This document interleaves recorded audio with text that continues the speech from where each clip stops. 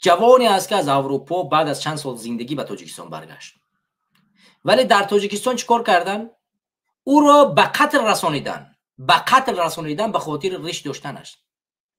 به خاطر ریش داشتنش در تاجیکستان چیکارش کردن؟ به قتل رسانیدنش.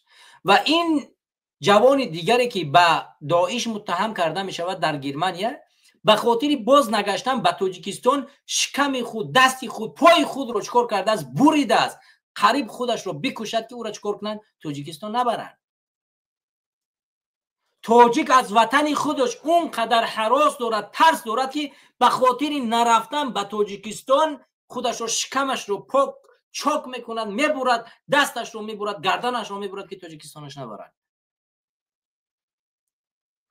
حالت تاجیکستان را به کجا آورده رسانده؟ به کجا آمد حالت تاجیک رسید که باید یک تاجیک به خاطر بازگشت به وطن خودش چاک کند، بزند که مرا نبرد دیگر وطن.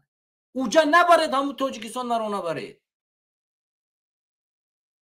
آخه این حالت شرمنده ترین حالت باید در تاریخ تاجیکستان باشد، مردم تاجیک باشد.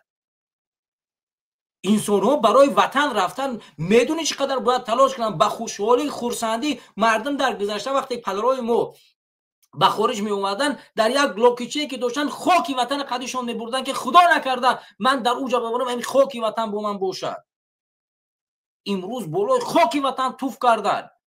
او قدر تاجیک گریزون کردن که به خاطر باز نگشتنی به وطن شکمش رو چوک میکند که دیگه باز نگردونن. او را رگ گردنش رو میزند که او را به تاجیکستان بعد باز نگردوند.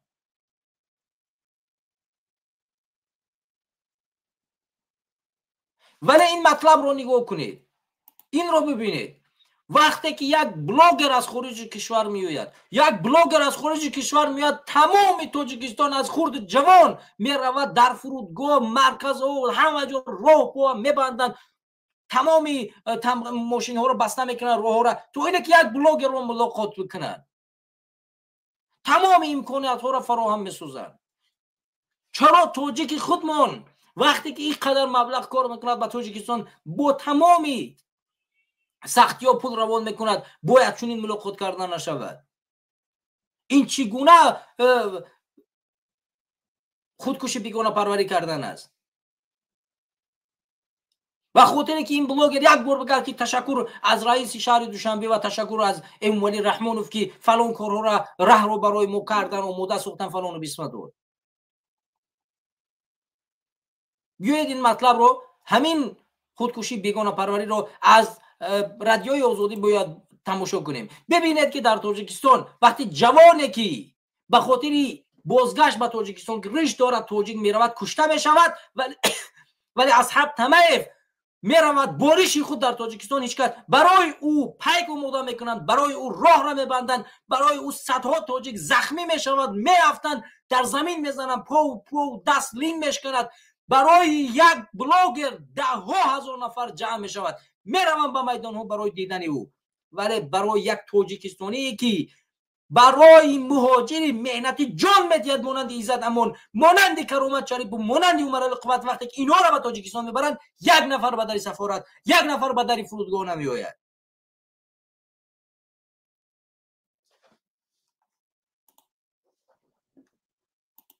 روزی که راه دوشنبه چناق را برای تشکیل چهاربینی تمایف بستند، گلچهره رحیمه و همراه پسر معیوبش از پنجکن برای طبابت گرفتن و پایتخت میآمد. وی در منطقه هوشیاری دره ورزاب درمان نمیدانست که چرا راه بسته است. عصبانی هم شدم، از ماشین پایان شدم. دو سه کس رو میپرسم، حتی راننده که هر روز در این راه هستن از طرف سبب چی باشد که راه بستن. و ما خیلی انتظاری کشیدیم تا امکانی که بود از آب و دارو دیگر چیزا استفاده بردیم که سعی بودم با کمک کنیم. خلاصه وضعیتی در نظر من خیلی طولانی بود، هرچند یک سال زیادتر آنجا مادر بودیم، در نظر من 21 سال چون مادر هستم، اذیتی فرزندم برای من خیلی مشکل بود. پسر 26 ساله گلچهره آموس مغز سر دارد و دست و پای راستش از کار ماندند. و گفته گلچهره ساعتی که در راه درماندن وضع پسرش بدتر شد و افسود اگر میدانست که راه را میبندند آن روز به راه نمیبرآمد. پایگاه بلاگر اصحاب تمایف روز 19 اکتبر در کنار شهر دوشنبه برگزار شد. یک قسم چهاربینی دیگر که به خاطر این بلاگر تشکیل شده بود در حدود کول دوشنبه در مسیر دوشنبه چنوق صورت گرفت. به خاطر همین چهاربینی راه بسته شد. استقبال از اصحاب تمایف در دوشنبه همانا ادامه دارد. او را به طرفخانه و مغازه ها دعوت و مهمانداری میکنند. دعوت تمایف به تاجیکستان به خاطر تشکیل پایگاه بود یا تبلیغ امکانات سیاحی کشور و مال و خدمت رسانی ها در پایتخت. آمدن نمیدونم که یک بلاگر خارجی که دیگه مخاطبش خیلی زیاد هستند برای خود مردم تاجیک اصلا هیچ، ما اون تشویق میکنه که ما هم دیگه جزء مخاطب اون شویم، جزء پیگرهای بلاگ اون شویم. یعنی که برای خود تاجیکستان، خود مردم تاجیکستان همون شخصیت هیچ معنی ندارد، چون ما تا آمدنی اون شاید که او را نشناسیم. چند جوان هستن که در سایت‌های نمیدونم که شبکه‌های اجتماعی بار دیدن یا نمیدونم که پیروی میکنن یا که میبینن او را، اما برای اکثر مردم اصلا از اهمیت خالی است، هیچ معنی ندارد. ما بیشتر او را تشویق میکنیم. حالا تا چه اندازه وای و جز همون سپانسرانی که او را آوردن از اونا تشکر میکند و چند جمله خوبی درباره تاجیکستان میگوید و این چه رزونانس داده میتواند برای رشد تاجیکستان، برای پیشرفت تاجیکستان. اینش هم باز یک سوال دیگر ابراهیده است. در سالهای گذشته بلاگران و افراد شناخته دیگر روسیایی کسان حسینوف، اسلام مخرچوف و حبیب نور محمد به تاجیکستان آمده بودند.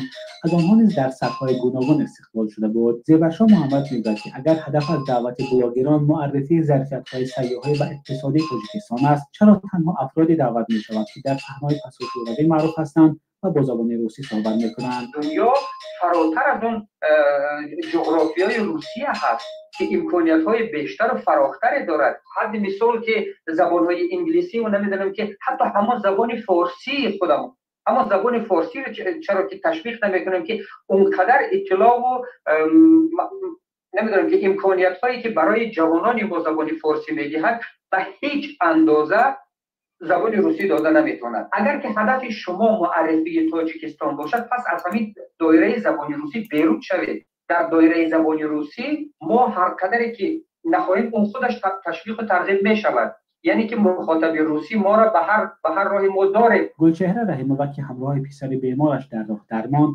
میگوید که جدا از اذیت ساکنان، تبلیغ پایگاه ماشین‌ها نامقبول است.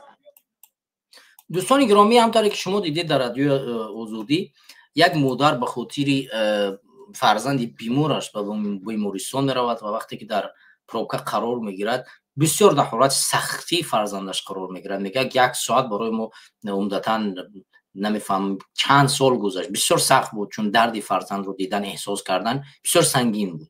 و علاوه بر این دیگر ساکنان، حالا نوارهای گوناگون نشر شده سامانه‌های مجازی که این پروبکا بسیار حالتهای سختی رو به مردم ایجاد کرد و مردم نفس کشیدن نتونستن. یک تعداد انسان‌ها 4.5 ساعت به خاطر سرخوش کردن یک بلاگر یا یک نمیفهم یک خارجی باعث گردید که اونها در همین سختی‌ها قرار بگیرند. شما میدونید برای چی؟ برای اونه که همونطوری که همین کارشناس گفت، تبلیغ فرهنگ روسی، تبلیغ بلاگران روسی زبان. چرا باید از دیگرها تشویق نکرد؟ به خاطر کدام بلاگر ایرانی چون این یک کار رو انجام دادن، کدام راهی رو بستن؟ میفهمم چرا باید برای یک بلاگر آذربایجانی که روسی زبان بود، در روسیه تولد شده بود، بزرگ شده بود، برای اون راه رو ببندن؟ چرا برای اصحاب تمایف راه رو ببندن؟ این چگونه راه و کرداری هست که باید در جامعه ما صورت بگیرد؟ مگر ما خودمون نداریم چون این کارهایی را که اگر تبلیغ سیاحی میکنیم امثال این کارها را خودمون انجام بدیم و در جامعه خودمون بتوانیم تبلیغگری آن باشیم؟ چرا باید از یک خارجی استفاده کنیم؟ چرا باید جوانایی که به خاطر وطن باز میگردن کشته شود بارش و یک بلاگر از خارج بیاد بتواند بارش در وطن من و تو آزاد بگردد؟ اگر ریش یک خارجی برای من و تو ضرر نمیرساند، چرا ریش یک تاجیک برای یک تاجیکستانی برای من و تو ضرر برساند؟ وقتی که عقیده و ایمانی یک خارجی به من و تو ضرر به تاجیکستانی من و تو ضرر نمیرساند، چرا باید عقیده یک تاجیکستانی باید ضرر رسان باشه؟ شما میدونید که همین بلاگرانی که بعضی هاش رو دعوت میکنین، نیمش به تمامی همین کسانی که شما در تاجیکستان ممنوع کردید سلفیه با همین ارتباط دارند. چرا پس اونها رو نمیبرید و ممنوع نمیکنید و به تاجیکستان اجازه میآید؟